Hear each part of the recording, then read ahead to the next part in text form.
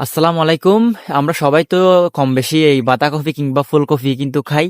আসলে এই আমরা কিন্তু অনেকেই চিনি না এই ফুলকপি চারাটা কেমন আর বাঁধাকপির চারাটা কেমন।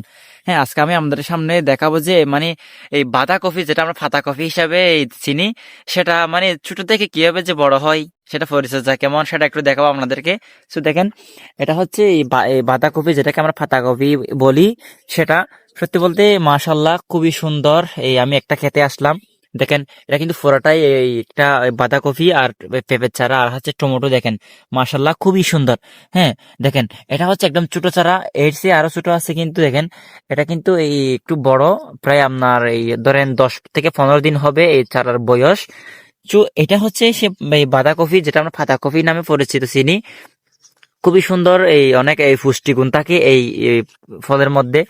সত্যি বলতে খুবই মজাদার একটা এই এই ফল, যেটা আমরা ফল হিসেবে এখন কিন্তু পাতা দেখেন, এখন কিন্তু পাতা যখন এটা বড় হবে তখন আমরা সেটা ফল হিসেবে এই পরিণত করি, ফল বলি।